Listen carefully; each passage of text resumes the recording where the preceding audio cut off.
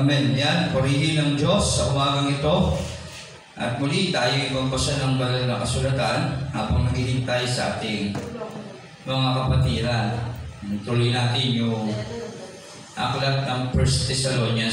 Tapos na tayo sa Colossus Colossus chapter 3 tayo, 4 and 5 ng nakaraan. Kaya sa Thessalonians na tayo. Chapter 1, natapos na din natin yung 1 Thessalonians chapter 4. Basahin lang natin yung 1, 2, 3, tapos punta tayo sa 5. Basahin lang natin ng mabilis. Yan. Okay? Basahin muna natin muli yung panimula ng Thessalonica. 1 Thessalonians.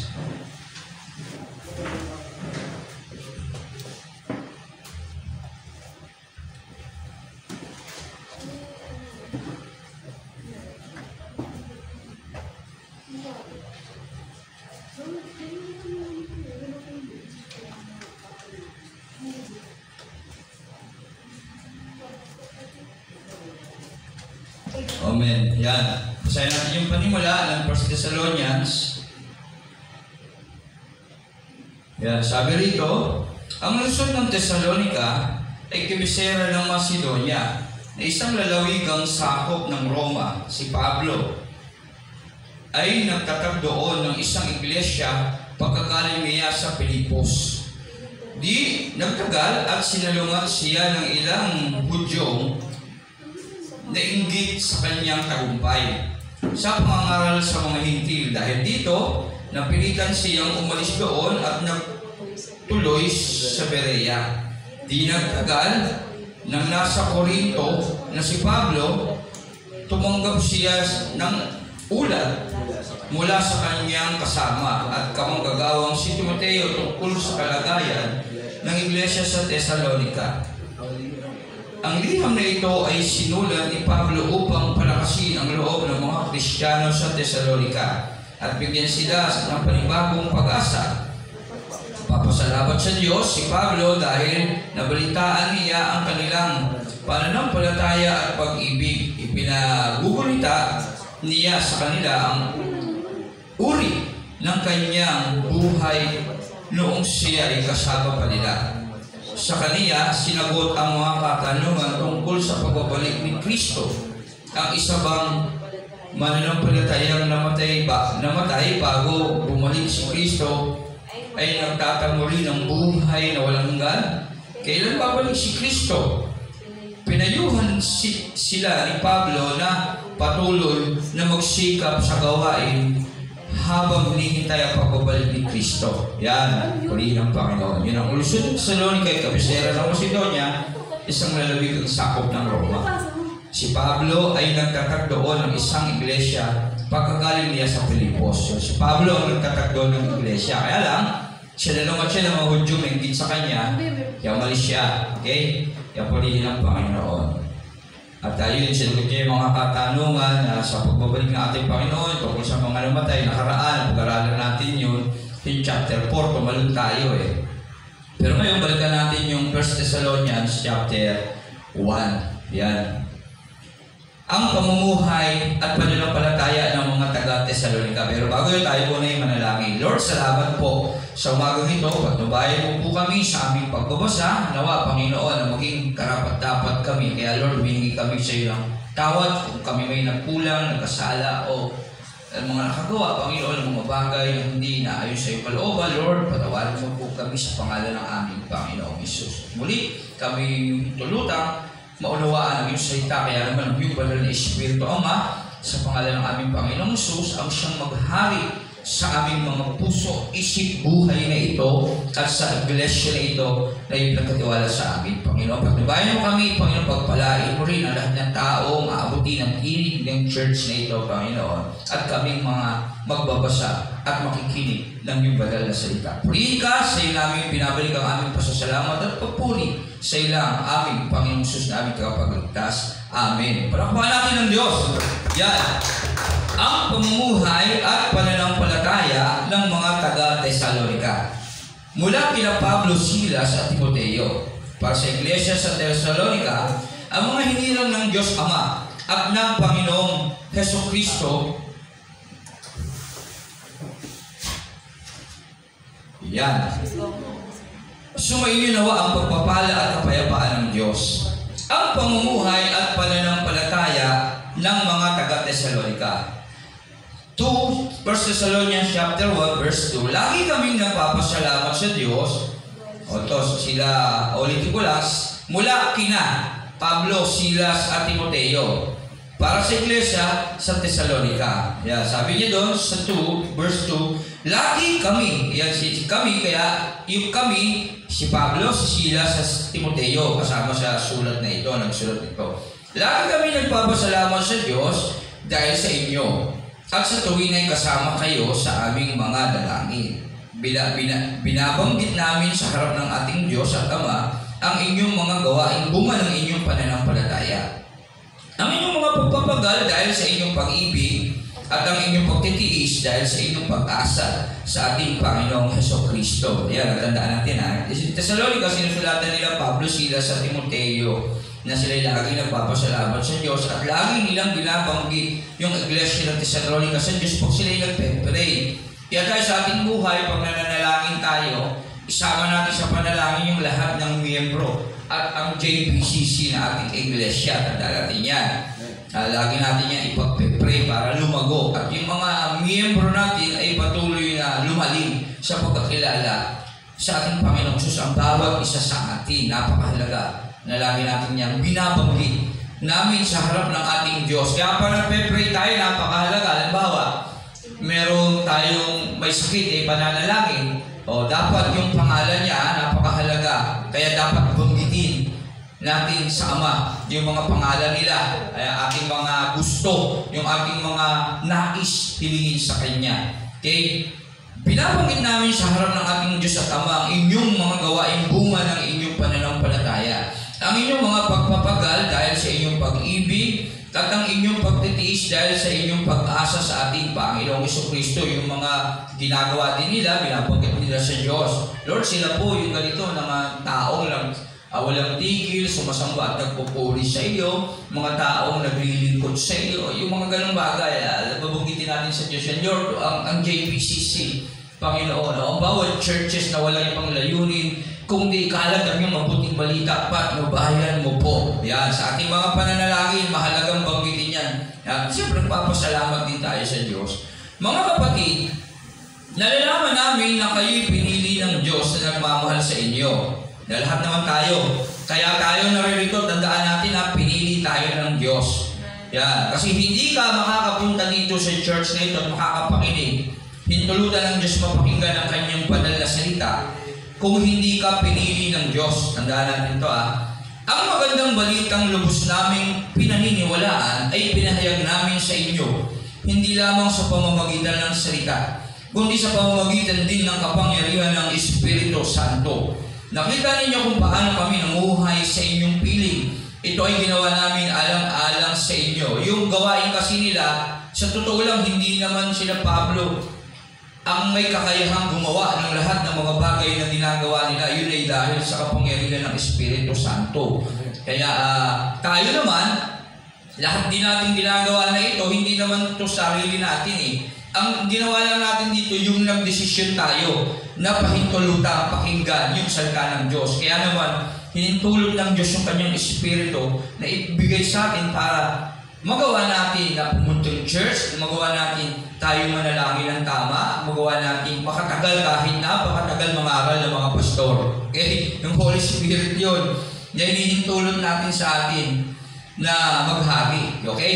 Namuhay kayo ayon sa aming halimbawa at ayon sa Panginoon. Nang tanggapin ninyo ang magandang balita, dumanas kayo ng napakaraming hirap. Gayon pa may taglay pa rin ninyo ang kagalakang kaloob ng Espiritu Santo. Yan. Simula nang tanggapin natin ang Diyos, ang ating Panginoong Hesus, marami mga bagay na mga inaasahan natin sa buhay natin ang hindi nangyari. Sa totoo lang. Tama? Ano yun? Kasi karamihan sa mga tao, pag sinabi mong Diyos, giginhawa yung buhay mo, matutupad ang iyong mga pangarap. Tama? At gaganda ang kalalagayan mo, gagaling ang iyong karamdaman, pero hindi yun. ang nangyari kadalasan. O, isa nga, tinubuhan ka pa ng sakit eh. Tama? Alam mo, minsan pa ka, nanghirap ka na wala ka ng trabaho. Amen? Pero hindi yun ang mahalaga doon. Okay? Ang mahalaga doon, yung nararanasan mo yung mga bagay na yun na meron kang kapanatagan sa buhay mo, yun yung kaloob ng banal na Espiritu sa atin. Yung patnubay na yun. Na kahit na may suliranin ka, nakakapagpatuloy ka pa rin na naglilingkod sa Diyos, hindi mo tinitignan yung mga bagay na yun. Kasi totoo talaga, literal. Pagka tinanggap natin ng Diyos talaga, hindi yun yung inaasahan natin mangyayari sa atin una eh. Hindi talaga yun. Kasi iniisip ng karamihan, pagka Diyos talaga mabait, mapagmahal, maawain. Kaya iniisip nila, pagpapalaan tayo ng Diyos sa lahat ng bagay. Pero hindi talaga gano'n yun. Hindi gano'n talaga yun. Pero kasama din yun kung kalooban ng Diyos sa buhay natin. Okay? Kasi lahat tayo na mga tumanggap sa Diyos dadaan sa pagsubok. At hindi lang basta-basta pagsubok yun, kundi mabibigat na magpapagsubok. Bakit kaya sa tingin nyo? Bakit gano'n? Nakakaranas ng hirap yung mga anak ng Diyos. Nakakahirap ng kabiguan, nakakaranas ng sablay sa mga inaasahan niya. Nakakaranas ng mga bagay na hindi niya inaasahan mangyari sa kanya. So tingin nyo lang. Sa sarili niyong palagay, bakit kaya? Si Kristo rin. O kasi si Jesus Christ yung modelo natin. Tama. Bakit ba? Ano ba tayo? Mga tao. Kasi talaga tayo para maglingkod sa iba. Sa totoo lang. Maglingkod sa Diyos. Paano natin paglilingkuran ng Diyos? Una, siyempre, mahalin mo ang Diyos na sa lahat. So, ibig sabihin, nakatalaga tayo para maglingkod sa Diyos. Kaya sabi nga naman, karoon matakot ka at sumunod sa kautusan ng Diyos. So, ibig sabihin lang doon, una, maglingkod ka sa Diyos. Ang pinakabagay na tanong doon, para masagot mo yung pangalawa doon, na maglingkod sa kapwa, paano mo mapaglilingkuran ng Diyos? Ang sagot doon, maglingkod ka sa kapwa. Okay? Kaya, ang buhay natin sa mundong ito hindi nakatuon sa sarili natin.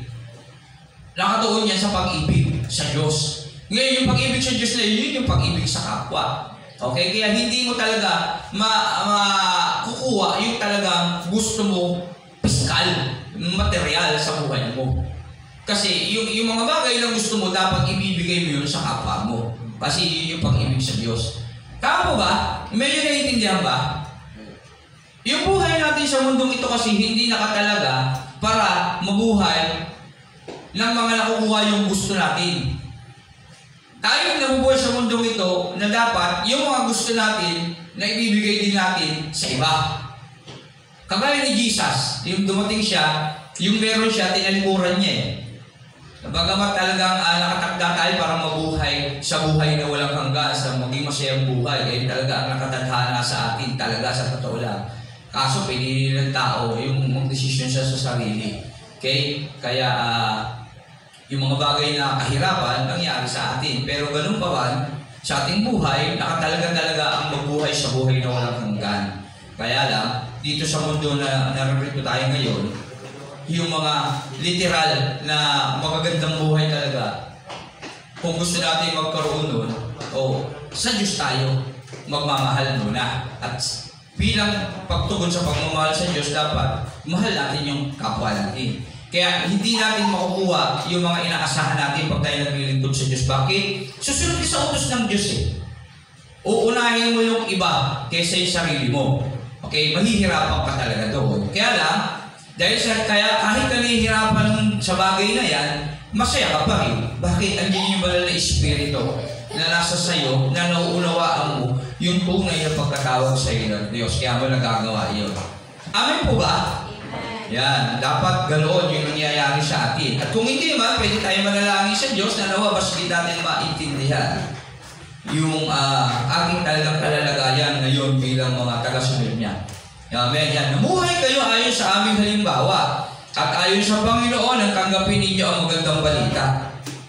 Kasi yung mga taga-Tesalonica, kagaya nila Pablo yung pamumuhay nila na hindi iniisip yung sarili nila. Kasi si Pablo, wala namang ibang inang inisip.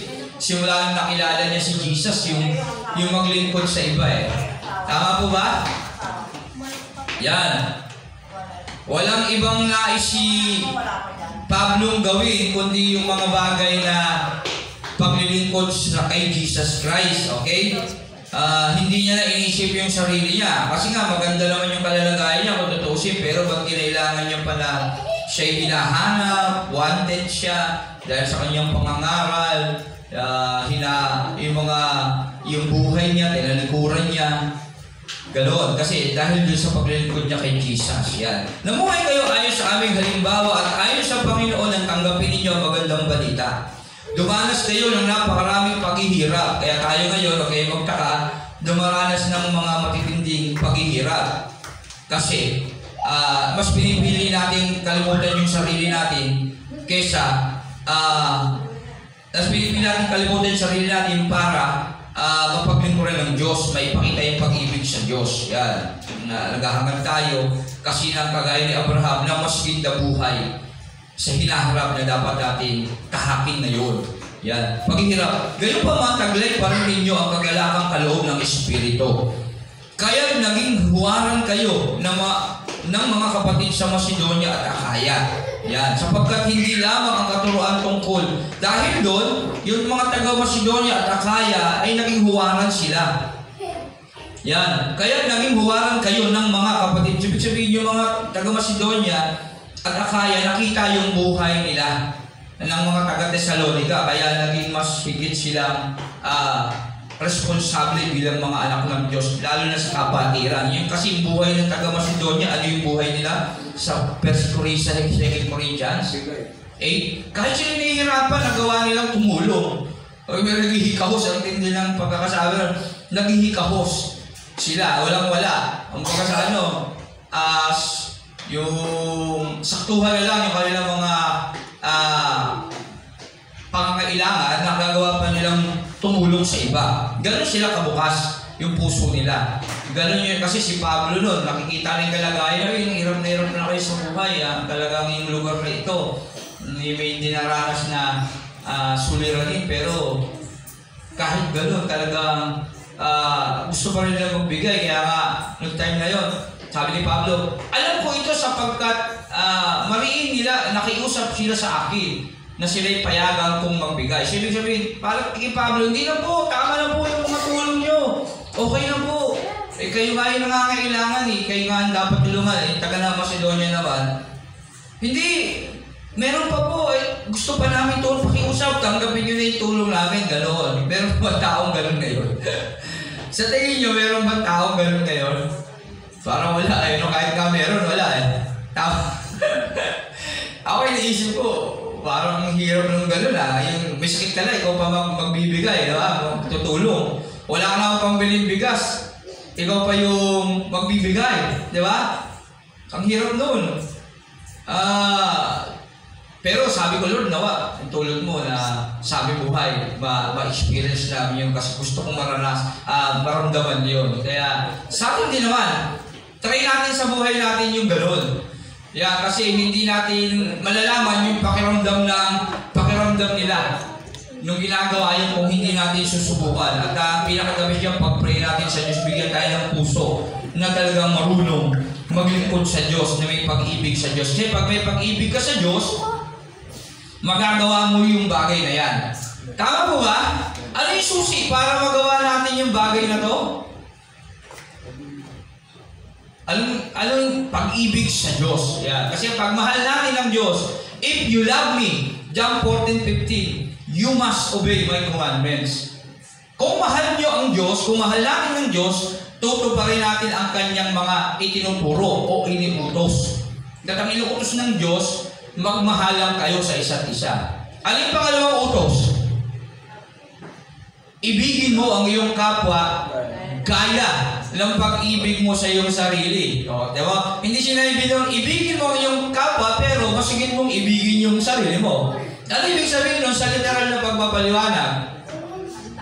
Pantay lang. Kung paano mo inaalagaan yung sarili mo, ganun din yung pag-aalaga mo sa iba. Okay? Dapat, pantay ka lang. Kasi yun yung utos ng Diyos. Pero ang hirap, no? Tapos kapag tinanong tayo, mahal niyo ba ang Diyos? Amen! Diba? Mahal niyo ba ang Diyos? Amen! Amen ang sa'yo, 100 ng pera mo, ang maga, pambili mo ng bigas sa tanghali, hindi ka na mag-uulam. Bigas na lang, makakain ka kasi meron ka lamang bagong isda sa bahay. Eh di pa inaalaan mo kasi mamayang gabi, para may pambili pa ang bigas. May lumapit sa'yo. Baka pwedeng makahiram, kapatid, ng pambili man lang bigas, wala kasi kami sinaing. Anong gagawin mo? Ako lang gagawin mo. Pasensya ka na, wala ka talaga akong pera eh, di ba? Kasi pag mamayang gabi mo, ngayon natupad mo yung utos. Mahal mo siya lang, kagaya ng pagmamahal mo sa sarili mo. Hindi. Kaya gano'n. Pero totoo dapat ibigay yun sa kanya. Ano na mangyayari sa'yo? Kagaya ng sabi sa alibuhong anak sa panganay, lahat ng akin sa'yo. Manimpalataya tayo. Hindi tayo pababayaan ng Diyos. Makita ng Diyos yung kabutihang loob mo, kagaya ng mga taga-Macedonia. Mahirap to, kahit mga lingkod ng Diyos, hirap gawin to eh. Yun ang sinasabi ng salita ng Diyos eh.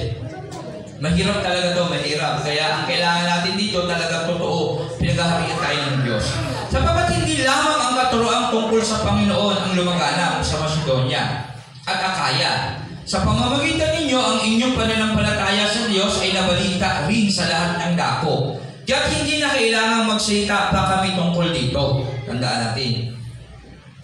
Dahil doon, sa salita ng Diyos, sapagkat hindi lamang katuroan tungkol sa Panginoon ang lumaganap sa Macedonia. Kasi dahil doon, lumaganap sa Macedonia at Akaya sa pamamagitan ninyo ng mga taga-Tesalonica. Mga inyong pananampalataya ay sa Diyos ay nabalita rin sa lahat ng dako. Kaya hindi na kailangan magsalita pa kami tungkol sa inyo. Ang mga taga-roon na rin ang nagbabalita kung paano ninyo kami tinanggap. Sila rin ang nagsasabi kung paano ninyo tinalikuran ang pagsamba sa mga Diyos-Diyosan upang maglingkod sa tunay na buhay ng Diyos. Yan, tinalikuran nila yung mga Diyos na sinasamba nila. Dapat din sa atin, para magawa natin yung mga bagay na inutos ng Diyos, talikuran natin yung mga bagay na sinasamba natin. Sa buhay natin ngayon bilang Kristiyano, ano yung mga bagay na sinasamba natin? Hindi naman tayo sumasamba sa Diyos-Diyosan. Ano yung mga Diyos-Diyosan natin? Luho. Layaw. Gadget. Yan. Ano pa? Ang mga material na bagay na hindi natin nagiging hadlang para magawa natin yung concern sa iba. Tama? Kasi dahil doon, pride kasi yun eh. Pride yun sa totoo lang, yung masyadong maluho, yung mapaghangad. Bawat, masyado kang mahilig sa bag. Ayan. Wala ka naman bigas, pinipili mo bang orderin yung nakita mo sa online eh. Sa mga ukay-ukay, mga ganyan. Pamay nito, kulay rin. Diba? Wala ka naman bigas eh. Paano kapag may nangisa yung tulong? Imbis na may ibigay mo, wala na eh. Ay, patay, kapatid. Naki-Gcash ko na eh. In-order kasi ko sa online eh. Pasensya ka na. O, di ba? Ganon. Kaya dapat sa lahat ng pagkakataon, sabi nga, gamitin natin yung lahat ng bagay para paglingkuran ng Diyos. Hindi masamang tumulong. Kahit mawalang ka pa. Ayun ang totoo. Kahit ikahirap mo pa, hindi masamang tumulong. Pagpapalain ka pa ng Diyos dyan. Yun lang kasi ang mahirap natin tanggapin sa buhay natin eh. Yung tumutulong tayo kahit mawalan tayo, dapat tanggap natin yun sa buhay natin eh. Kaya lang, mahirap talaga eh. Kasi likas sa atin yung, alam kasi natin yung tama't mali eh. Yung mabutit masama kasi nakakain sila ebat adad ng bunga ng punong kahoy. Nagbibigay kaalaman sa mabutit masama. Kaya nagkakaroon ka na ng kaunawaan na bukas kasi wala kang bigas eh. Sa makalawa kasi wala trabaho yung asawa ko eh. May sakit pa kasi yung anak ko eh. Di ba? Nagkakaroon ka na ng kaisipan na nagpaplano ka na, pero yung pagpaplano ng Diyos, hindi mo na naiisip. Yun yung mga bagay na pinapaalala sa atin ng aklat na ito. Tama po ba? Dahil sa pride mo na yun, na nagiging pride kasi pagiging makasarili yun eh.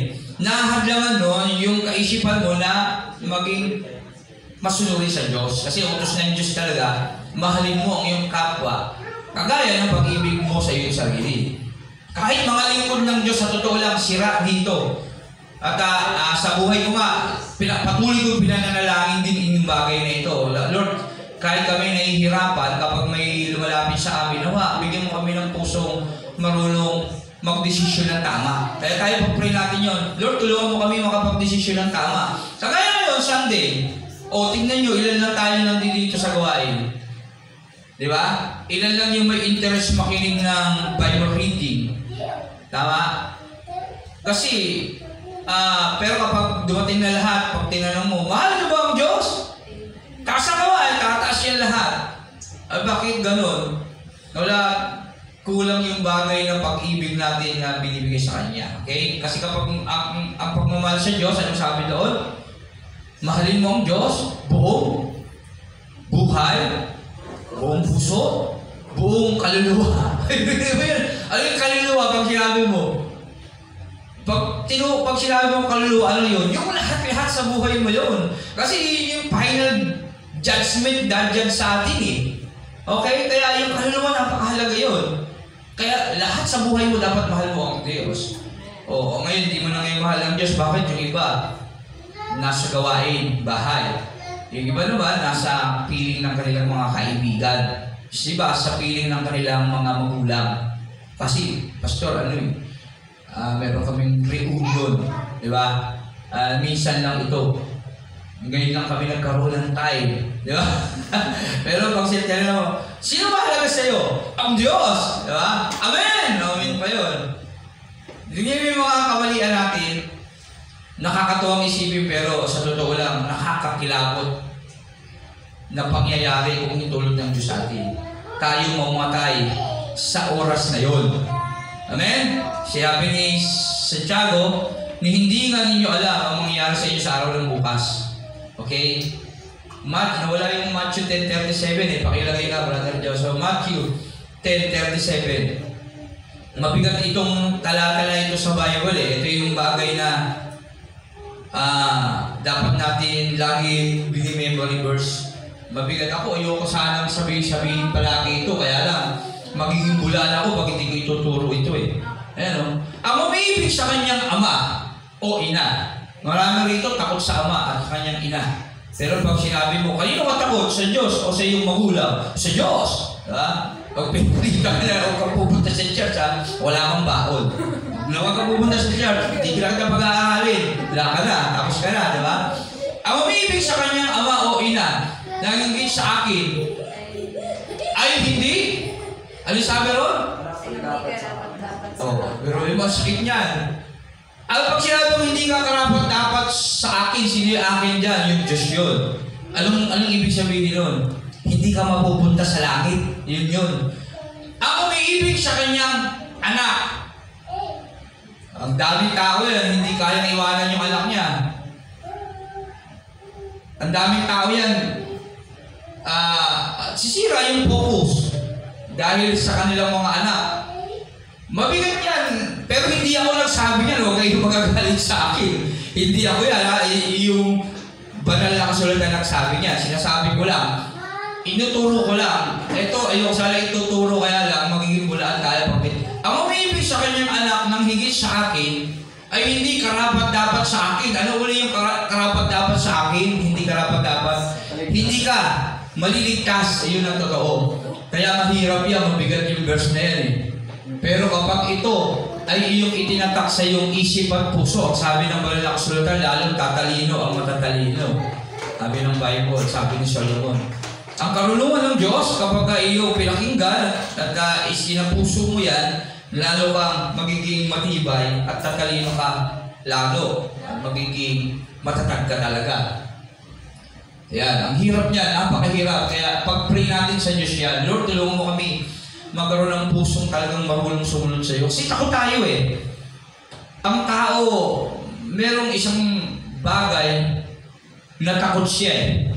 Yan eh. Ano yung takot ng tao? Takot? Magutom. Magutom. Tama? Yung kamatayan na hindi na rin natatakutan talaga sa totoo lang eh. Di ba? Tama ba? Kasi daming tao ngayon. Hindi sumusunod sa Diyos eh. Hindi sila takot mamatay sa madaling salita. Kasi ang kamatayan, para sa akin, hindi yung kamatayang literal. Pero yung literal, takot sila talaga doon. Pero yung kamatayan na tinutukoy ko, hindi sila takot doon. Kasi bakit hindi sila takot? Hindi nila alam. Yun. Yung buhay, yung ikalawang kamatayan yung tinutukoy ko. Hindi sila takot doon. Kasi bakit hindi sila takot? Hindi kasi nila alam yun. Pero yung mga Christian, na nakakalungkot lang sa atin, kasi mga Christian yung sinisulatan nila Pablo rito, iglesia, tayo yun eh. Kaya tayo yun, mga Christian. Pero ang kagandahan sa Thessalonica, kahit gano'n nagpapatuloy sila. Kaya sila yung buwaran ng Akaya at Macedonia. Kaya ang Macedonia, Akaya, nakita yung paglilingkod nila, ginaya nila. Pero mas hinigitang pa nga nila eh, dahil yung Macedonia matindi. Higit pa sa kanilang makakaya, tumutulong sila. At yung mga taga-Akaya rin, talagang gano'n din. Sa Berea naman, nagsasaliksik sila ng mga salita ng Diyos. Talagang matindi naman sila mag-aaral. Tingnan natin kung totoo, ayaw na, huwag tayo ba, maloko tayo. Okay? Dapat ganun tayo. Ipag-pray natin sa ating buhay na magkaroon tayo ng puso na talagang tunay na nagmamahal sa Diyos. Yun ang susi ng ating buhay na ito. Mahirap to. Mahirap. Kasi kaya natin tinuturo ito sa Revelation, sabi doon, 21:8, malagim ang kasasapitan ng mga duwag, ng mga hangal, ng mga nagpapasasa sa kasukulam-sukulam na kahalayan, ng mga sumasamba sa Diyos-Diyosan, ng mga naglalasing, nangangalunya, at lahat ng mga sinungaling. Kasama kasi yung sinungaling. Kaya dapat hindi tayo magsisinungaling sa Diyos. Pag sinabi natin mahal natin ang Diyos, dapat panindigan natin yun. Yun lang yun. At marami talaga kahit kami mga lingkod ng Diyos. Kaya ako tinuturo ko para pati ako na rin matuturuan eh. Okay? Kasi isa din ako dyan eh. Sa kadalasan hindi kayang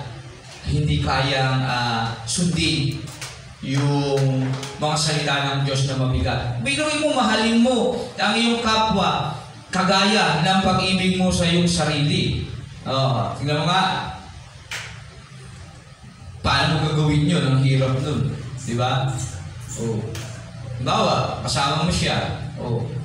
Kung gusto mong Jollibee mo rin siya. Tama? Halimbawa, mag-merienda kayo dito. Ikaw yung may pera. Kung ano yung kakainin mo, dapat kakainin din nila yun. Pagka iniba mo na yung kakainin mo, nagtaki ka na nun.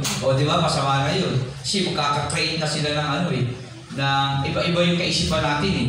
Magiging sanhi ka na ng pagkakasala. Huwag ko lang pakita. Di ba? Iguy ka na lang sa inyo, doon na siya kainin. Ganon.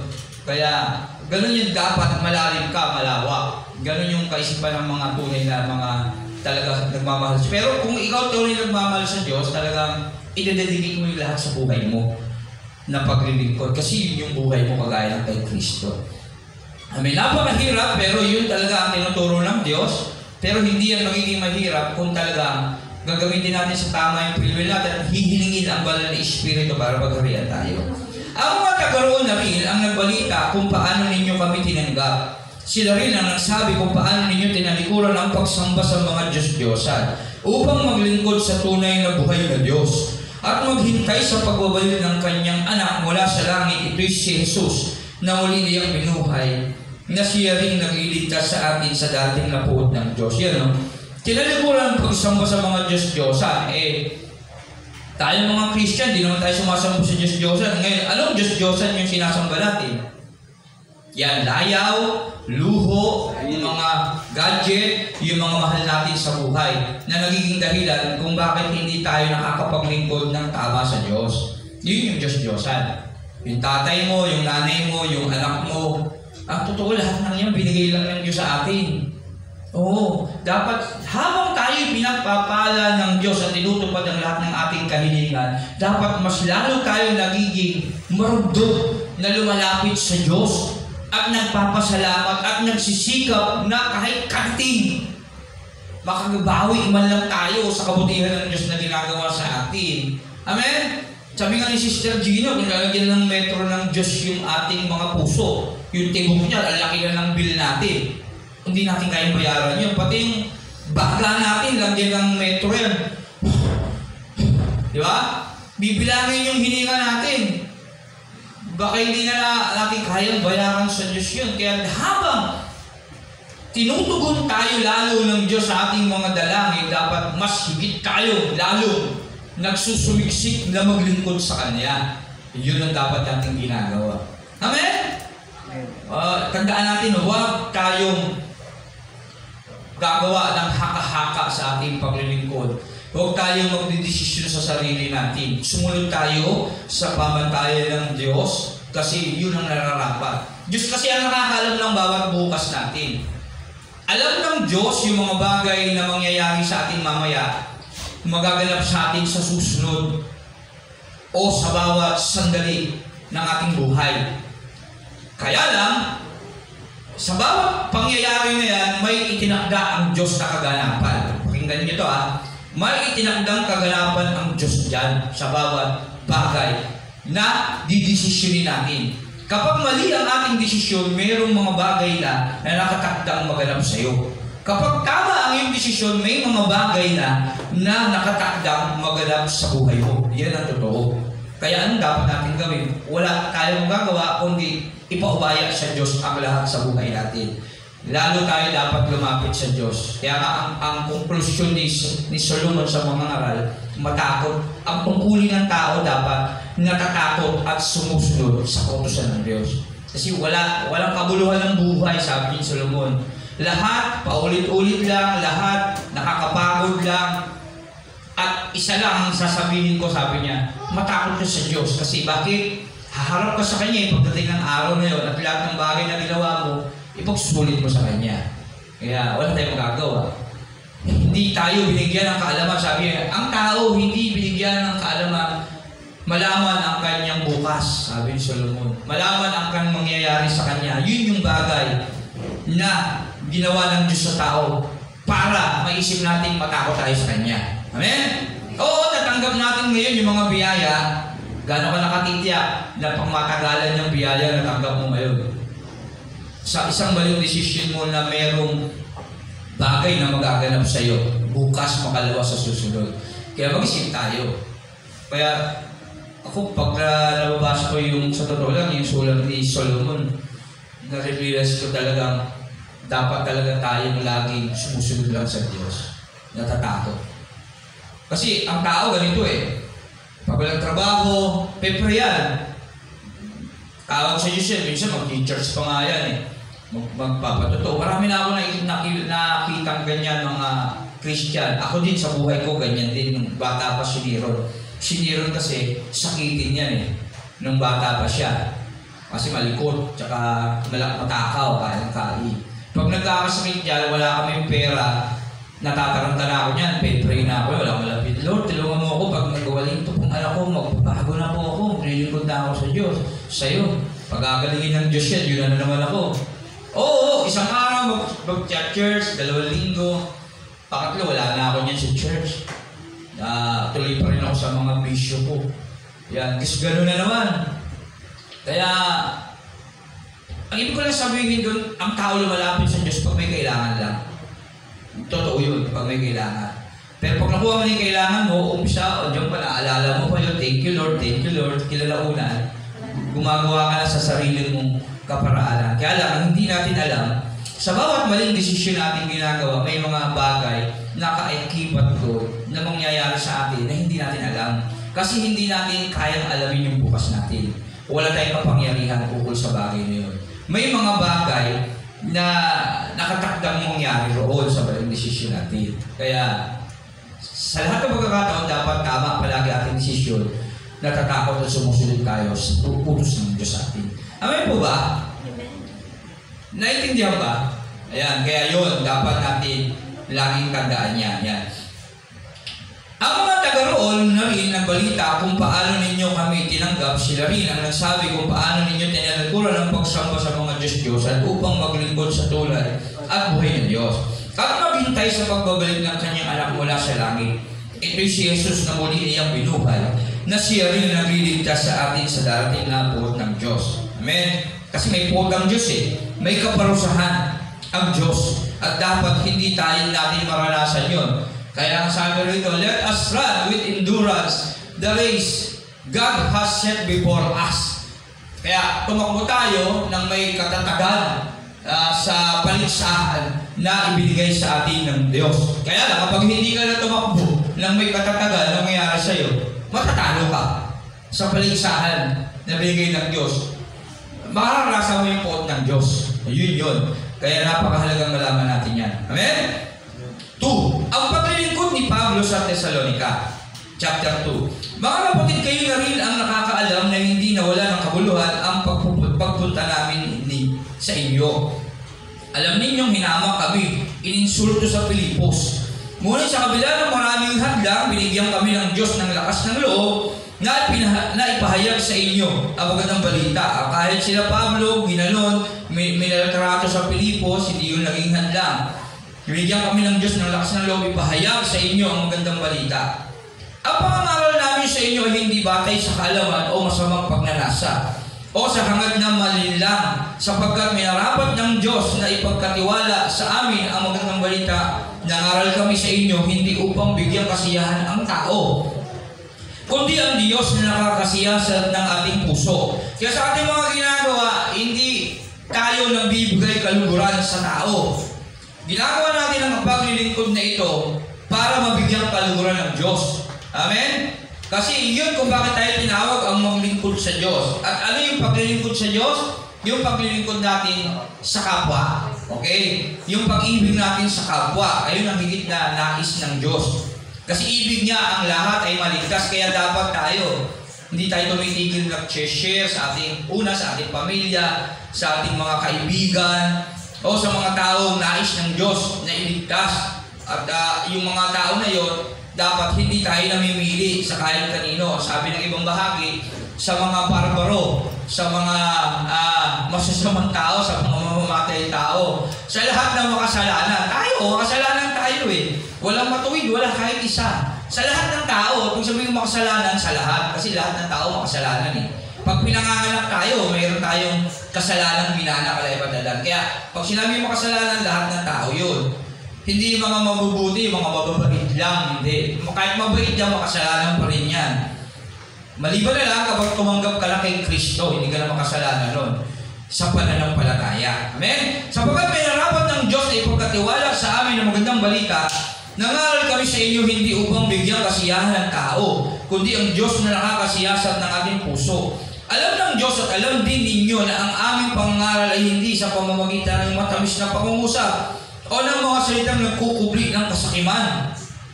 Hindi kami naghangad ng papuri ninyo o ninuman. Kahit na bilang mga apostol ni Kristo ay may katuwiran, kami umasa ng ganoon, ngunit naging magiliw kami sa inyo, tulad ng isang mapagkalingang ina sa kanyang mga anak. Dahil sa laki ng aming pagmamahal sa inyo, hindi lamang namin inihandog ang aming sarili sa pangangaral sa inyo na magandang balita, kundi maging ang aming buhay ay inihandog din namin. Pero niya sila Pablo, sila sa Timoteo to. Sabi niya dito, dahil sa laki ng aming pagmamahal sa inyo, hindi lamang namin inihandog ang aming sarili sa pangangaral sa inyo ng magandang balita. Kasi sa pangangaral nila, hinahatulan sila ng mga tao, pinaparatangan, hinahanap, at pag nahuli, hinahagupit, ikinukulong, pinapatay pa nga eh. Pero hindi nila inisip yun para mabigyan ng kaligtasan yung mga tao kailangan ng kaligtasan. Ayan. Yan. Hindi lamang namin ihandog ang aming sarili sa pangangaral sa inyo ng magandang balita, kundi maging ang aming buhay ay ihandog din namin sa inyo. Hindi na nila inisip yung sarili nilang buhay. Ano yun? Yung mga ikaliligaya nila. Kasi may mga pangangailangan din sila eh. Mga tao din yun eh. Di ba? Tayo, pastor, kailangan ko din naman kumita. Di ba? May pamilya po ako na binubuhay. Kasi pa siya nagsasabi. Sa Diyos ka magsabi. Lord, meron din akong pamilya binubuhay. Baka pwede naman di ako mag-church paglinggo. Di ba? Ay, sa Diyos mo sabihin yun. Kaya lang, it is finished, naganap na eh. Nakandyan na yung utos eh. Anong magagawa natin doon? Ama, kung tayo tumulad kay Esau, ano nangyari kay Esau? Sino nakakalam? Nakapatid ni Jacob. Pinagpalit ni Esau yung kanyang pagiging panganay sa pagkain. Di ba? Sa gulay na magpapula, nakita ni Esau, nagluluto si Jacob eh. Si Jacob, yung pinagmula ng bansang Israel. Kay Jacob nagmula ang Israel. Sa pangalan niya yon, sa kanyang angka, sa kanyang lahi. kay Jacob. At dapat si Esau ang pagpapalain ni Isaac. Kasi kambal sila eh. Pero ganun pa man, sa kasaysayan ng banal na kasulatan, talagang ipronopesiya na. Hindi na nila maiiwasan niya na talagang si Jacob ang mapagpapala. Kasi si Jacob talaga ang magiging bayan ng Diyos. At itong si Esau na panganay na dapat, kasi panganay ng panahon sa Israel, sila yung nagmamana ng pagpapala ng Diyos. Dapat si Esau yung kasi siya yung panganay. Pero, ang nangyari noon, nakita niya nagluluto si Jacob ng gulay na mapula, sabi ng banal na kasulatan sa Genesis, kung ating pag-aaralan. Nakita niya dahil pagod siya, gutom siya, sige, bibigyan kita nito. Ibigay mo muna sa akin yung pagiging panganay. Kasi karangalan noong panahon yung pagiging panganay. Babasabasang ka, napakahalaga ng babasabasang ka ng tatay mo. At igagawad sa iyo ang pagpapalang na ukol sa Diyos o kapangyarihan niyo. Kasi ang Diyos, binibigyan niya ng kapangyarihan yung mga magulang ng panahon na yun, na may karapatang i-bless. Pag sinabi, whatever the mouth say it shall be happy, napakahalaga nun. Na kapag pinagpala at pinuksan ng tatay mo ang pagpapala sa kanyang labi, mangyayari yun. Kaya yun yung pinakasam ni Jacob. At si Esau, kanya yun, dahil siya yung pangaray, kanya yun. Alam niya yung kanya yun. Kaya lang, hindi niya pinahalagahan yun. Pinagpalit niya yun sa pagkain. Pero yun, literal lang pagkain. Ano naman ang koneksyon sa buhay natin? Ang sabi ng panahon na yun, pinagpalit ni Esau, yung kanyang pagpapala sa pagkain, kahit anong gawin niyang pagluha, hindi niya na maibalik. Hindi niya na makuha. Kahit maglupasay pa siya, parang awa mo na Jacob, ibalik mo. Ama, ibalik mo sa akin yung pagpapala. Kahit anong gawin niya na luhod, kahit gawin niyang iyak, hindi na siya dininig. Hindi na niya nakuha yung para sa kanya. So, ibig sabihin lang doon, ang isang bagay na ating dinesisyon, pag ito'y nangyari at mali ang ating dinesisyon, hindi na ito mababago. Kaya ang isang desisyon natin, pag nagawa natin ng mali, yan na talaga ang nakatakdang mangyari sa iyo. Yun yung bagay na naisabihin ng talata na yun, ng istorya na yun. Kaya dapat maging tama yung desisyon natin. Kahit anong pagluha mo, kahit anong iyak mo pa, pakikiusap, kahit anong pagmamakaawa mo, wala lang talaga, hindi na talaga. Ganoon ang paghahari ng Diyos. At ganoon ang katotohanan na nagaganap sa buhay natin habang tayo narito.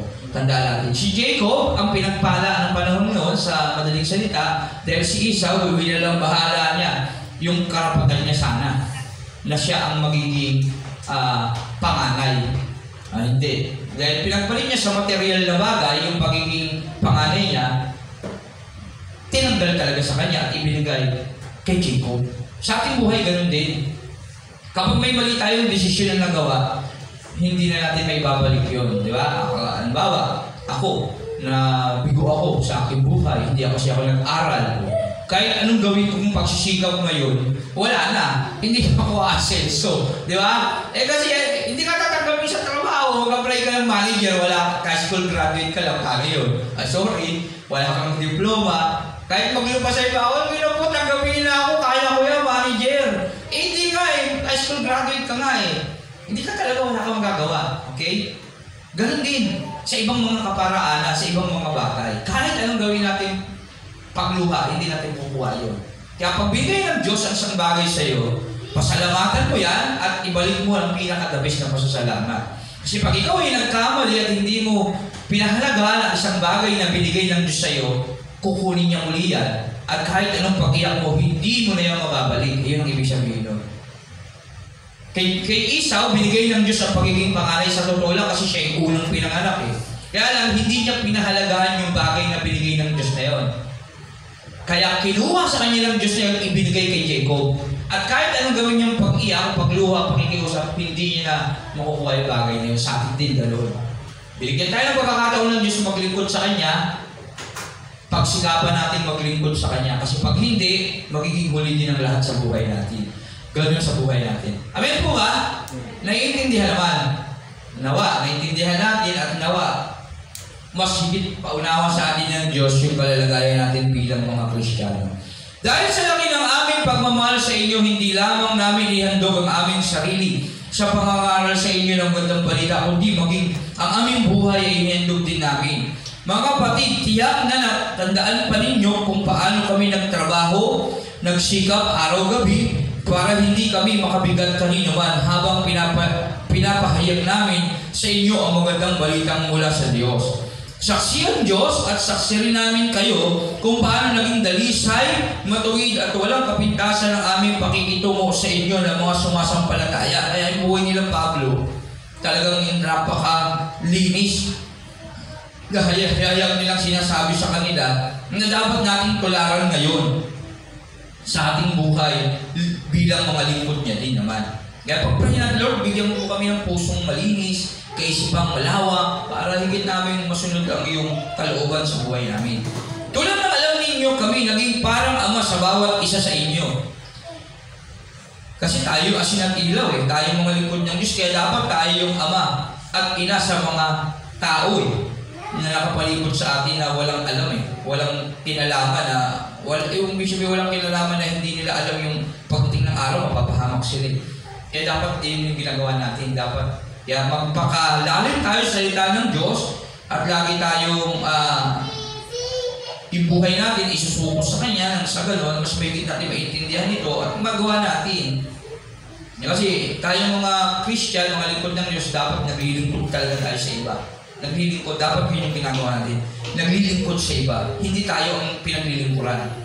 Hindi tayo inaalagaan. Kasi sabi dito, yan, kami parang ama sa bawat isa sa inyo. O yan, dapat tayo talaga yung nag-aalaga, kumakalinga, nagmamalasakit. Tayo yun, mga Christian. Kanino? Sa iba. Lalo na sa mga hindi mananampalataya. Dapat ganoon tayo. Kaya pag-pray na, Lord, tulungan mo kami na magawa namin ito. Kasi ikaw lang ang susi para magawa namin ito. Pinayuhan namin kayo, pinalakas namin ang inyong loob, kaya tayo dapat magpayo. Dapat hindi tayo ang pinapayuhan na. Okay? Dapat yung Diyos na nagpapayo sa atin at dapat yung payo na yun, pinapayo din natin sa iba. Pinalakas namin ang inyong loob at tiniyak na mamuhay ng tapat sa paningin ng Diyos, na tumawag sa inyo upang mapabilang sa Kanyang kaharian at kalwalhatian.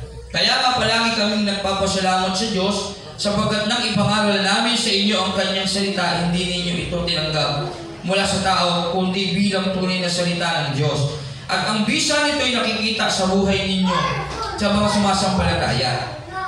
Mga kapatid, ang nangyari sa inyo ay tulad ng nangyari sa iglesia, sa mga iglesia ng Diyos sa Judea, sa mga nananalig kay Kristo Jesus. Inuusig kayo ng inyong mga kababayan tulad din ng mga taga-Judea na inusig ng kapwa nila Judyo. Kasi yung inuusig sila yung mga Kristiyano ng panahon, dito rin sa Thessalonica. Kaya sinasabi ni Pablo, kagaya din nila ng ibang mga Kristiyano talagang inuusig kasi yun yung buhay natin. Ang mga Hudyong ito ang pumatay sa Panginoong Jesus at sa mga propeta, sila rin ang umusik sa amin. Nagagalit sa kanila ang Diyos at kaaway sila ng lahat ng tao. Ito yung mga hindi naniwala kay Jesus nung panahon. Yung mga nagpapako sa krus kay Jesus. Amen?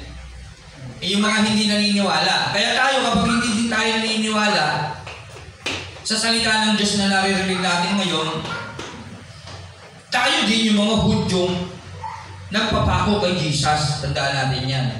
Ang mga Hudyong ito ang pumatay. Tayo yung pumatay kay Jesus Christ. Kapag hindi tayo nakikinig sa salita ng Diyos, hindi tayo naniniwala. Tayo ay mga kriminal na pumatay kay Jesus. At sa mga propeta. Kasi ilahadlangan natin yung salita ng Diyos, ayaw natin paniwalaan Imbis na ituro natin, ayaw natin paniwalaan. Tayo mga Kristiyano, dapat tinuturo ito. Tayo ay mga kriminal na pumatay kay Jesus at sa mga propeta na mga naglingkod sa Diyos. Sila rin ang umuusig sa amin. Nagagalit sila sa kanila, nagagalit sa kanila ang Diyos at kaaway sila ng lahat ng tao. Amen? Kaya kapag hindi natin tinatanggap ang salita ng Diyos at pinaniniwalaan at ginagawa, pinapatay na, tayo yung nagpapatay kay Jesus at sa mga propeta. Kasi yung buhay nila, inilaan nila para ituro ito para gawin natin ng mga makikinig. Pero kung hindi natin ito pakikinggan at hindi natin gagawin, kasama tayo sa mga tao pumatay sa kanila. Tawag sa atin mga kriminal. At pagdating ng panahon, hahatulan tayo sa ating mga nagawa. Amin po ba? Kaya nga, base sa ating mabubuti at masamang ginagawa, hatulan tayo sa hukuman ni Kristo. Sabi ng 2 Corinthians 5:10. Hinahadlaman nila ang aming pangangaral na makakapagligtas sana sa mga hindi. Kaya huwag tayong maging hadlang sa mga pag-aaral ng salita ng Diyos. Nakakatakot ang magiging bukas natin pagka ganun, ang kahantungan natin. Hinahadlangan nila, 1 Thessalonians 2:16, hinahadlangan nila ang aming pangangaral na makapagliligtas naman. Kaya kawawa nga yung mga tao na nagiging dahilan ng hindi nakakapakinig na salita ng Diyos. Yung mga tao, lalo na yung mga Kristiyano yung mga may hinang Christian kasi sabi ng Bible, mananagot sa Diyos yung mga dahilan, mga may hinang pananampalataya, isang maliliit na ito. Mananagot sa Diyos yung mapapahamak yung isang Kristiyano na mahina ang pananampalataya. Yung naging dahilan. Sa tingin nyo, magbigay kayo ng example, ano yung sinasabi kong bagay na yun? Yung mga nagiging dahilan sa mga tao na hadlang para hindi makapakinggan salita ng Panginoon. Sino yung mga tao na yun tinutukoy? Na mapapahamak pagdating ng panahon. Nakaaway ni Kristo na tinutukoy, kaaway ng mga propeta. Sino? Madami. Mga kumpanya. May-ari ng mga kumpanya. May-ari ng mga eskwelahan na mayroong pasok paglinggo. Tama? Kasi sila yung dahilan kung bakit hindi nakakapakinig ang mga tao ng salita ng Diyos. Tama po ba? Takot sila. Yung mga tao naman ito sumasamba sa Diyos-Diyosan, maging yung mga Kristiyano na sumasama kay Jezabel. Kung pansinin nyo, si Jezabel reyna ng kahalayan ng laman. Sa Revelation, sabi doon, dapat hindi tayo sumasama kay Jezabel, tayo mga Christian. Ano ibig sabihin sumasama? Dapat hindi tayo sumasang-ayon. Halimbawa, kapag kasalita ng Diyos ang pinag-uusapan, dapat hindi tayo nakikibahagi kay Jezabel. Inuunan natin dapat ang Diyos. Alam na kasi natin si Jezabel, reyna ng kahalayan yun dapat hindi tayo doon sumasama. Okay? Kaya, kawawa, yung mga magandang umaga po, welcome po kayo sa gawain ng Panginoon. Kawawa yung mga tao na nagiging dahilan na hindi nakakapakinig ang tao ng salita ng Diyos. Amen? Tandaan natin yan. Ulitin ko lang, ano yung mga tao yun? Sino yung mga tao yun? Mga kumpanya. May-ari ng kumpanya. Ano ba? Mga eskwelahan. O, tama? Yung mga may-ari ng mga sabungan. Di ba? May-ari ng mga biguha, mga gambling, mga gano'n, yung mga casino. Yan. Kasi sila yung hadlang Para dapat kasi ang araw ng pamamahinga ginagawang banal natin at dapat yun kung paano nagpahinga ang Diyos sa ikapitong araw, dapat nagpapahinga rin ang tao. Tama po ba? Ayan. Okay? Kaya, sila yung nagiging sanhi ng kasalanan at kinalaunan, ang sabi ng Rep, malagim ang kasasapitan nila. At hindi lang sila yung mga, sabi ron, mga duwag. Sino naman yung mga duwag? Ito yung mga tao takot magutom ng dahil sa ating Panginoong Hesus. Ng dahil sa salita ng Diyos. Takot mawala ng ama, ina, ng dahil sa Panginoong Hesus. Takot mawala ng anak, apo, ng dahil sa Panginoong Hesus. Amen? Kasi sila Pablo, biruin niyo yung buhay nila. Naglingkod sila sa kapwa, hindi nila inisip yung buhay nila. Sabi dito, saan yung Brother Joshua, maging ang aming buhay. Saan na ba yun?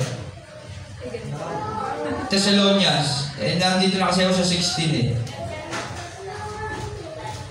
Hindi nila inisip.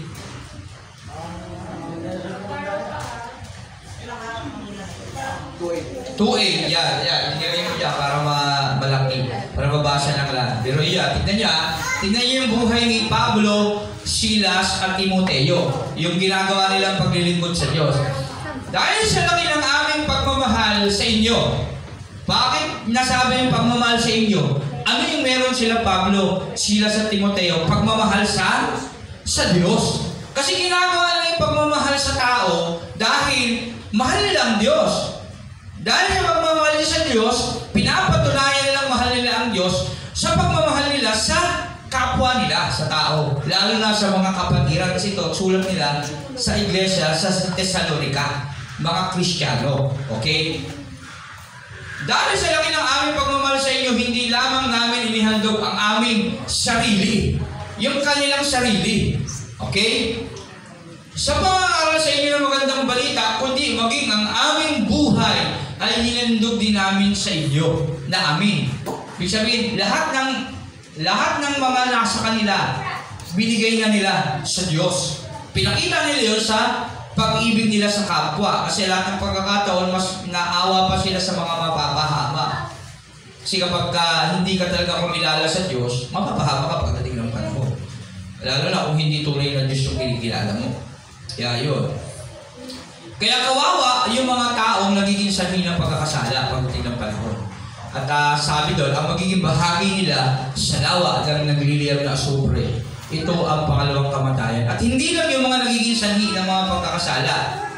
Yung mga sumamba pa sa Diyos-Diyosan na yun. Amen? Kasi, ang tanong dito, tayo mga Christian kasi, Pastor, wala naman tayo sinasambang Diyos-Diyosan. Tama. Wala naman tayong literal na Diyos-Diyosan. Kaya, hindi talaga nipasama sa Diyos-Diyosan. Pero, spiritual na Diyos-Diyosan ang tinutukoy dito. Ito yung mga bagay na nagiging hadlang sa atin upang hindi natin masunod ang salita ng Diyos. Amen po ba? At ano yung mga Diyos-Diyosan na yun? Ulitin na, sino yung magbibigay ulit? Ano yung Diyos-Diyosan na yun? Ng mga Kristiyano. Diyos-Diyosan na luho. Pamain. Wala ka naman pilim doon kasi pamain ka pa eh. Diba? Kung may manghiram sa'yo ng kapatiran, sorry kapatid na, ibili ko lang, ilang bag eh. Ang ganda kasi. Gagamit ko kasi, nagpalasad ka sa church, lagyan ng Bible eh. Sakto. Nagpalasad ka ba? Diba? Dami naman Bible sa church. Kapag dahil Bible sa church, di mo na kailangan magdala ng Bible eh. Tama? Ano ba? Gadget. Tama? Ano ba? Pag-aaral. Diba? Iba naman. Kasi po may project kami sa school eh. Meron po kami, yung program. Kung gusto ko mag-TikTok yung meron kami program eh. Sasayaw kami sa school eh. Hindi na makapag-church, okay? Gawain bahay, kasama yan. Ano pa? Tatay, nanay, magulang. Kasi may sakit po yung lolo ko eh, nanay ko eh. Hindi ko po maiwanan eh. Mas maganda nga yun eh. Mas lalo kang pupunta sa church, di ba? Isama mo na yun. Sigurado yun. Pagka sinama mo sa church yun. Pag nanampalataya kay Jesus yun, kagaya ng Romano. Ng pinulong Romano. May sakit po ang aking lingkod. At hindi ko siya makatayo sa aming tahanan. Tara, sabi ni Jesus, puntahan natin siya. Guro, hindi nyo na kailangan pupuntahan. Sino ba ako para puntahan pa sa aking bahay? Iutos ko lang ho na siya'y gumaling, gagaling na siya. Amen? Pero yun yung pananampalataya. Kasi ako'y isang pinuno ng aking nasasapupan. Pag tinawag ko ang aking tauhan, halika, lumalapit siya. Kapag inutos kong pumunta ka ron, pumupunta siya doon. Kayo guro, sabihin nyo lang at gagaling na siya. Amen? Sabi ni Jesus, wala pa ako nakitang ganitong kalaking pananampalataya sa Israel. Amen? Ang susi lang, pig! Amen? Pananampalataya lang. Kanino? Kay Jesus. Sinong Jesus? Yung Jesus na tunay, yung sinasabi sa Bible. Amen? Yung hindi Jesus na hindi gumagalaw, nakasabit. Hindi Jesus na nasa sa bulsa mo. Nakasabit sa leeg mo, hindi Jesus yun. Hindi totoong Jesus yun. Walang kapangyarihan yun. Hindi Jesus na hindi nakakakita. Ito yung Jesus na Espiritu. Na dapat sambahin sa Espiritu at katotohanan na makapangyarihan sa lahat. Na kapag sinabi, tiyak ay gagawin kung iyong pananampalatayanan. Amen? na pinanampalatayanan ng mga apostol ng panahon. Na Pablo, Silas at Timoteo, maging nila John, nila Peter. Itong Jesus yun na sinasabi ng Bible. Amen? Yan, dapat tayo manampalataya sa Kanya. Kaya, yun, dahil sa laki ng aming pagmamahal, nagawa nilang maglingkod sa iba dahil sa pag-ibig nila sa Diyos. Okay, balik tayo 16. Hinahataman nila ang aming pangangaral, kawawa, kaya pag-pray natin, Lord, yung mga kumpanya, kaya may prayer for the nation, yung anniversary. Kaya kapag tayo may prayer meeting, pray natin yung bansa. Lord, patnubayan ang bansang Pilipinas na mga nawa mamulat sa naayon sa iyong kalooban ng aming bansa. Yung mga kumpanya, nawa magsara paglinggo. Tama? Pwede natin mag-prayo. Kaya lang kung kalooban ng Diyos na mangyari yung mangyayari. Kaya lang, mababatpat ng kasamaan ng mundo. Ang tao'y magiging palalo, mapagmahal sa salapi, walang utang na loob, namumuhay sa mabuti. Wala tayong gagawa nakatakda na yun, it is finished. Kaya ito yung sign na talagang malapit na dumating ang ating Panginoon Jesus. Kaya sa Thessalonica, sinasabi ni Pablo sa turo niya na talagang maging handa tayo sa buhay natin ngayon. Lalo na tayong mga Christian na tinatawag. Na dapat, focus tayo kay Jesus, hindi tayo nakikihalubilo kay Jezabel. Sino ba si Jezabel? Reyna ng kahalayan. O, di ba? Kaso, Pastor, galitan ako ng amo ko pag linggo hindi ako pumasok. Di ba? Pag pumasok ka, nakisalamuha kay Jezabel. Kasi dapat nasa church ka nun Pastor, maglalaba ako sa bahay ko Magluluto pa ako kasi may bisita po kami. Uy! Pag ginawa mo yun, nakisalamuha ka kay Jezabel. Kasi dapat ang pagsamba sa Diyos ay pagsamba sa Diyos. Nakakalungkot isipin, minsan may mga Kristiyano pinipilipit ang salita ng Diyos. At hindi dapat natin gawin yung magiging bulaan tayo. Kaya sabihin lang natin yung totoo, masama talaga yun. Kaya lang, nasa sayo pa rin desisyon yun kung anong desisyon mo.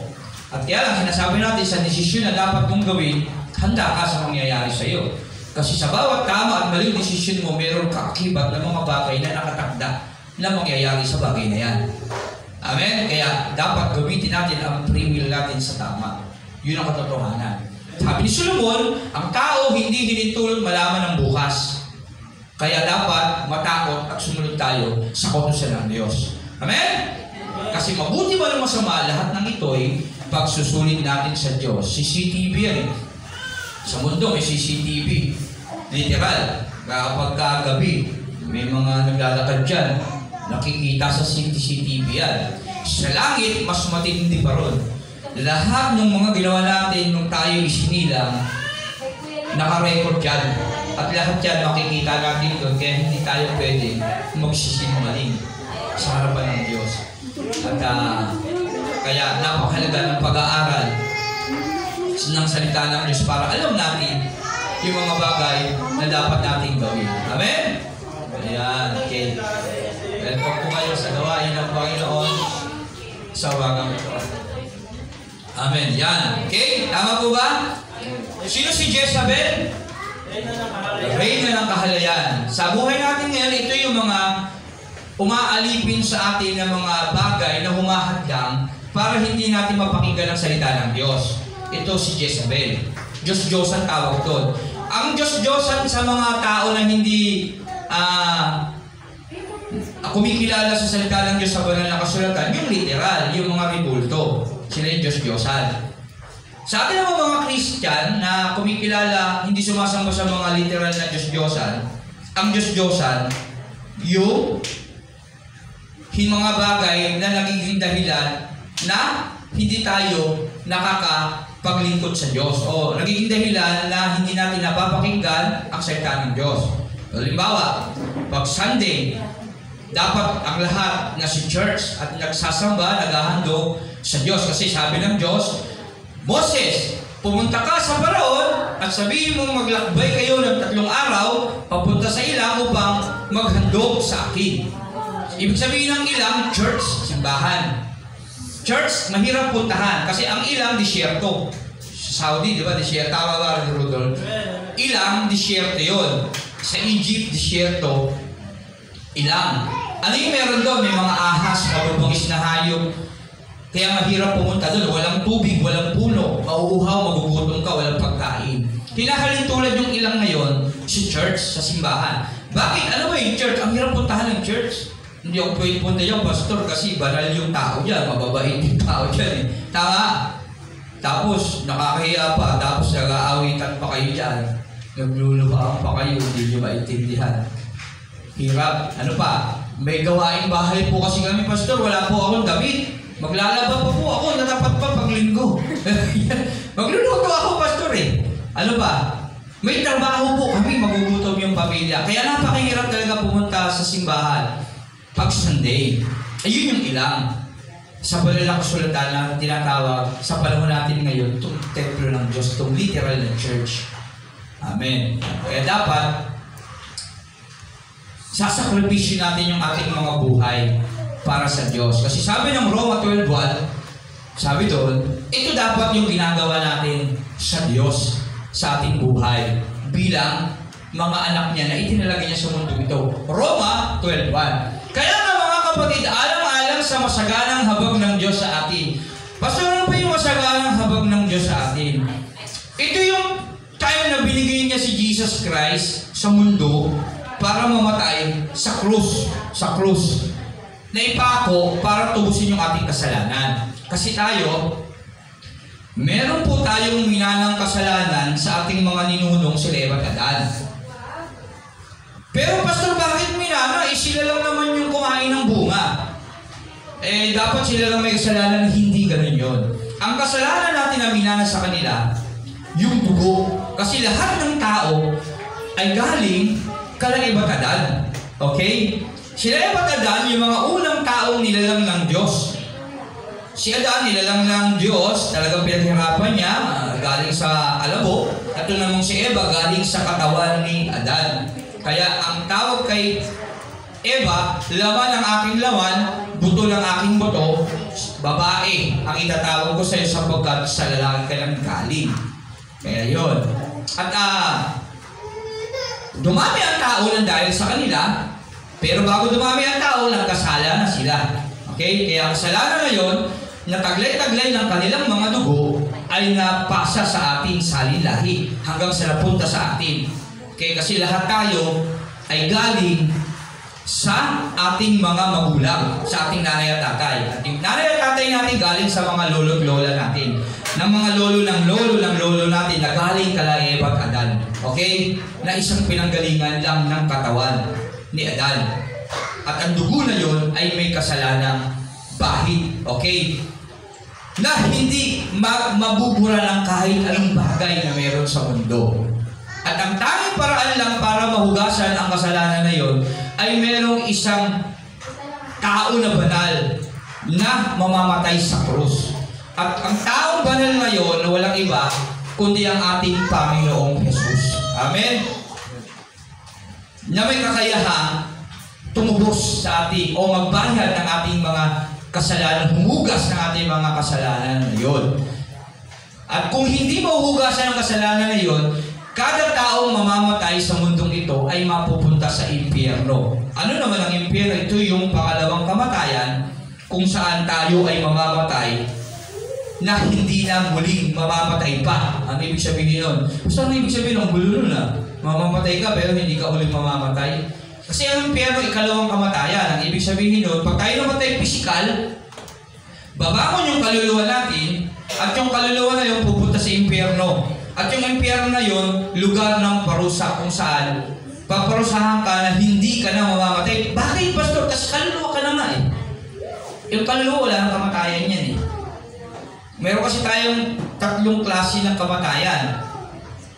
Physical death, spiritual death, eternal death. Okay? Physical death yung pag-iniwalay ng katawan at kaluluwa natin. Ililibing yung katawan, mabubulok, babangon yung kaluluwa. Yun yung physical death. Pagkamatay ng literal, yun nabubulok. Yung spiritual, yung pagkakasala. Ito yung mana nating kasalanan kala Eva at Adan na dapat hugasan. at yung mga nagagawa natin, na bagay na nalalayo tayo sa Diyos. Yan. Kaya napalaya sila Eva at Adan sa Garden of Eden dahil sa kasalanan. Nawalay sila sa Diyos. At yung kasalanan ito, pag hindi naagapan, sabi ng Bible, at lumala, nagugat sa iyong puso, nagbubunga ng pagkakasala, hahantong sa kamatayan. Yun, yung pagkapunta sa impyerno. Amin po ba? Ang tawag doon, eternal death. Susunugin tayo sa impyerno na hindi na tayo mamamatay. Yung kaluluwa natin. Amen? Tama po ba? Makikinig ka. Ang awalo kasi magturo, pastor eh. Yun, yung tatlo na yun. Yan. At tayo lahat ng tao ay sinisilang sa mundo may takda na kaparusahan sa Diyos. Lalo na kung hindi tayo makakakilala sa tunay na Jesus na dapat natin tanggapin sa ating mga buhay. Ayan ang katotohanan. Kaya akala lang ng lahat ng tao, yung Jesus na kinikilala nila ay totoong Jesus sa kanilang buhay. Pero hindi nila alam, hindi alam ng karamihan na meron pala talagang tunay na Jesus na dapat nilang kilalanin. At yung Jesus na yun, yung sinasabi ng banal na kasulatan ay pinapahayag natin ngayon. Amen? Nawa, maintindihan natin ito kasi hindi natin kayang tapusin yung mga pagtuturo dahil wala nang gumagalaw yung relo natin. Anong oras na? 51, mag-alas 10 na pala. Ayun, kaya ngayon, 51, tapos na tayo, hindi pa natin natatapos ito. Yan, tuloy na natin yung pagbabasa. Nawa, maintindihan natin. Sa madaling salita lang sa buhay natin, ang lahat ay nagkasala. Tanda natin ito At walang sino mang naka-aabot sa kaluwalhatian ng Diyos. Lahat ng tao ay sinilang sa mundong ito ay may minanang kasalanan sa Eva at Adan. At ang sabi ng Roma 6:36. Roma 6:23 muna. Roma 6:23. Sapagkat kamatayan ang kabayaran ng kasalanan, ngunit ang libreng kaloob ng Diyos ay buhay na walang hanggan sa pamamagitan ni Kristo Jesus ating Panginoon. Yung kamatayan, naging bunga ng kasalanan. Lahat na nagkasala at minana natin kalibatan ng kasalanan, nagkaroon tayo ng kamatayan. Kaya namamatay tayo literal. At pagka hindi tayo nakahingi ng tawad sa Diyos, hindi natin tinanggap si Jesus Christ na totoo sa ating buhay bilang Panginoon, Hari, Tagapagligtas, paparusahan tayo sa impyerno. Kasi walang matuwid, wala kahit isa. Pero kapag ka sumampalataya at tinanggap natin si Jesus Christ sa ating buhay, yung totoong Jesus, mapupunta tayo sa buhay na walang hanggan. Yun lang yun, kasimple. Kasi wala tayong oras, medyo pinagsina natin yung pag-aaral natin. Kaya itong taga-Thessalonica, basahin na lang natin, 16. Ilahan naman nila ang aming pangangaral na makapagliligtas sana sa mga hintil. Mga hintil, mga hindi kumikilala sa Diyos. Umabot na sa sukdulan ng kanilang kasabaan, kaya ngayon ay bumagsak na ang puot ng Diyos sa kanila. At ngayon, mga kapatid, nang kami sandaling lumayo sa inyo, hindi sa alaala, kundi sa paningin, labis kaming nangulila, kaya sabik na kaming makita kayong muli. At nais naming makabalik diyan, makilang ulit kong binanak dumalaw diyan sa inyo, ngunit lagi kaming hinahandangan sa tanas, hindi ba't kayo lamang ang aming pag-asa, kaligayahan at ang korona ang ipagmamalaki namin sa harap ng Panginoong Hesus pagparito niya. Oo, kayo ang aming karangalan at kaligayahan. Sabi nila Pablo, Silas, Timoteo, yung mga miyembro nila, yung mga tao na yun, mga pinuturuan nila, sila yung karangalan nila sa Diyos. Kasi hindi sila naglilingkod para sa kanila, kundi para sa Diyos. Dahil yung utos ng Diyos ay paglingkuran sila. Yun yun. Kaya sila yung karangalan. Kaya tayo naman, huwag tayong tumigil sa pangangaral, pagtuturo, pag-share ng mabuting balita. Tayong mga Christian. Kasi ayun yung magiging karangalan natin pagdating sa Diyos. Yung turuan yung mga taong hindi pa tunay nakakakilala sa totoong Diyos. Kasi maraming Diyos na kinikilala ang mundong ito. Maraming Diyos. Kaya lang dapat kilalanin natin yung totoong Diyos na dapat natin samplayan. Sabi ng John 4:24, sabi dito, John chapter 4 verse 24, ang Diyos ay Espiritu, kaya dapat siyang sambahin sa Espiritu at katotohanan. Tandaan natin yan. Ang Diyos ay hindi natin nakikita. Kaya ang dapat ng Diyos na sinasamba natin ay sambahin natin sa Espiritu. Sa bagay na espiritual na hindi nakikita. sa katotohanan. Ibig sabihin, ang Diyos ay hindi natin nakikita na dapat sinasamba natin ng may katotohanan sa ating mga puso. Amen? Kaya sa buhay natin ngayon, sa ating pagtatapos at pagpasok ng ating pangalawang gawain, sasamba tayo sa Diyos na hindi natin nakikita. Sa totoong Jesus na sinasabi ng banal na kasulatan na ipinahayag natin kanina pa. Okay? Nawa, next Sunday, magahan natin para sama-sama tayo magbasa ng salita ng Diyos. Tapusin natin yung 3 and 5, yung 4. Natapos na natin yan yung nakaraan eh. Ang buhay na kalulugod sa Diyos, yung 4. Yung sinabi doon, yung mga patay, kung paano babalik si Jesus Christ. Tapos, yung chapter 5, maging handa sa pagdating ng Panginoon. Ito yung pagbabalik ni Jesus Christ. Kaya nawa, makabahagi tayong lahat na mapag-aralan yung pagbabalik ng ating Panginoong Jesus na talagang mangyayari sa ating mga buhay. Kaya yun. Kaya ang tanong to, kapatid, pag dumating si Jesus ngayon, paano ka kaya? Kasi may dalawang lugar na pupuntahan tayo. Sabi ng Daniel 12:2, langit at impyerno. Kapag dumating si Jesus Christ ngayon, talangin natin sarili natin, sa kaya tayo pupunta. O kaya, pag namatay tayo ngayon, kasi hindi man natin maabutan yung pagbabalik ni Jesus Christ eh. Mamamatay tayo eh. Pag namatay ka ngayon, sa kaya mapupunta tayo ngayon. Ayun, isipin natin to. Kaya napakahalaga na alam natin at nakikilala natin ang totoong Jesus na dapat natin sambahin. Amen? Palampakan natin ang Panginoon. Yan, meron bang tanong? Ako may tanong kayo. Okay? Sino uli si Jezebel? Reyna ng kahalayan. Sa buhay natin, sino yun? Yung mga bagay na nagiging dahilan ng paglayo natin sa Diyos. Yung mga Diyos-Diyosa natin.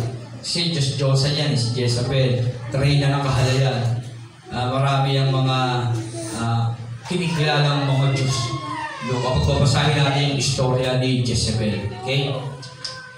Ano pa? May tanong pa ba?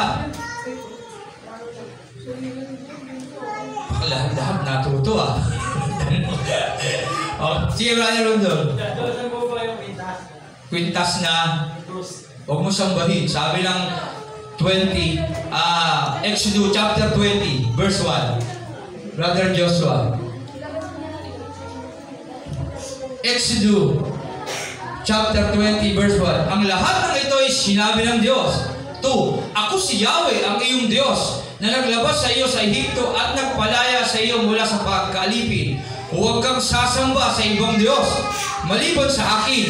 Huwag kang gagawa ng imahen ng anumang nilalang na nasa langit, nasa lupa, o nasa tubig upang sambahin.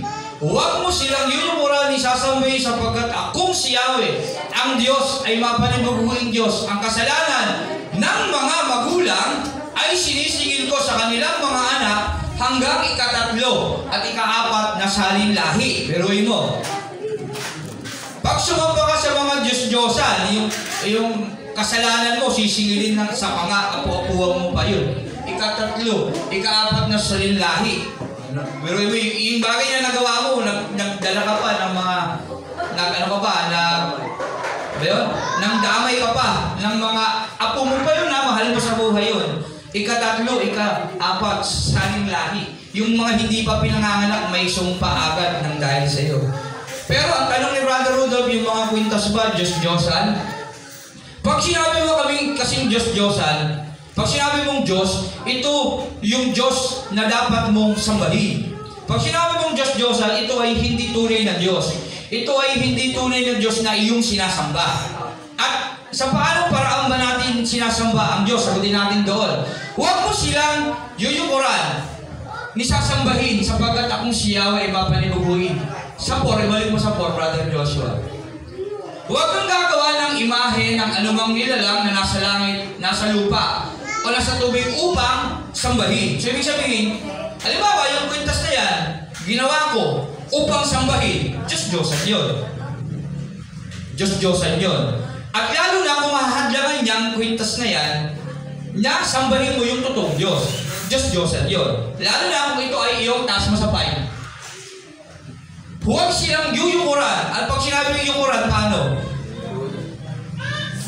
Diba? Yung kwintas, halimbawa, yung cruise kwintas, sinasamba mo siya. Ano pa? Huwag mo siya yuyukuran ni sasambahin. Sasambahin paano? Hinahandugan mo siya.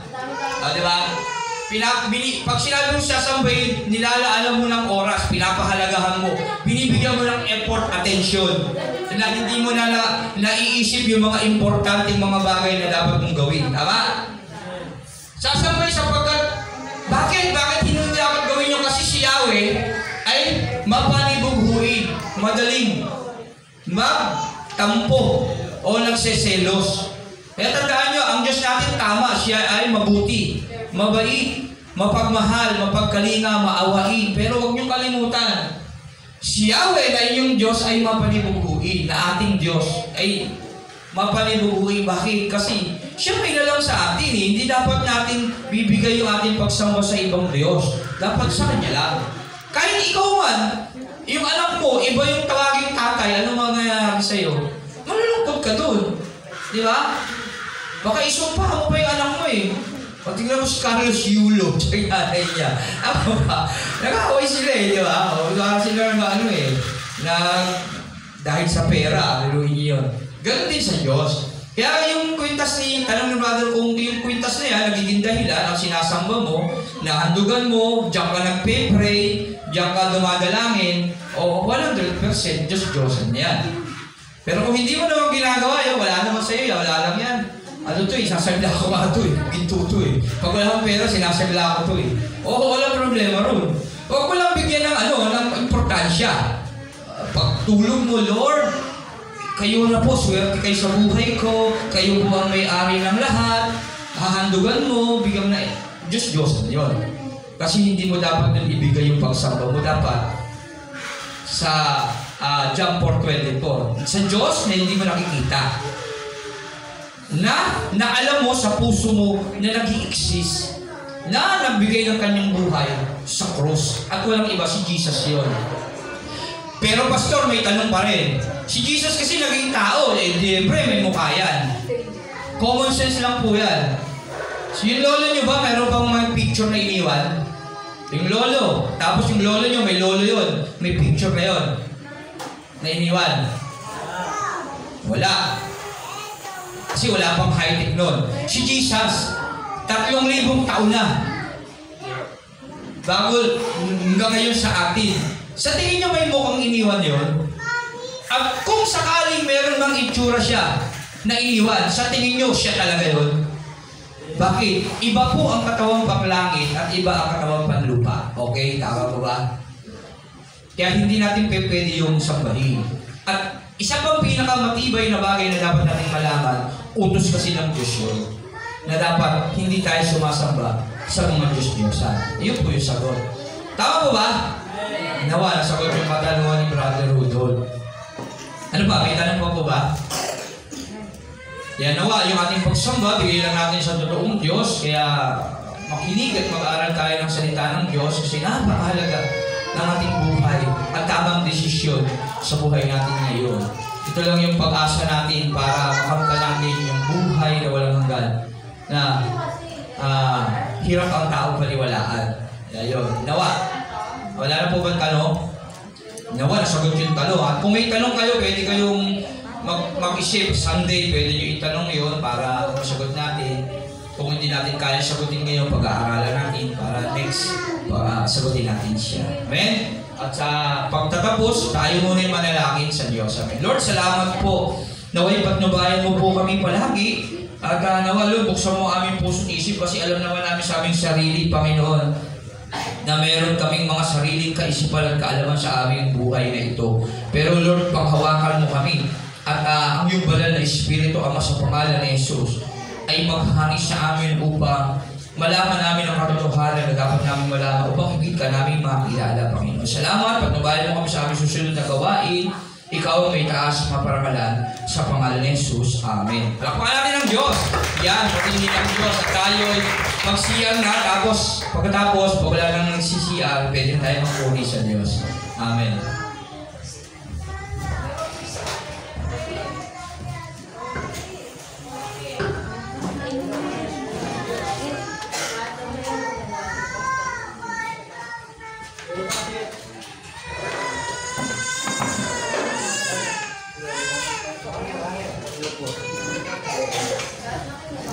5 minutes na game.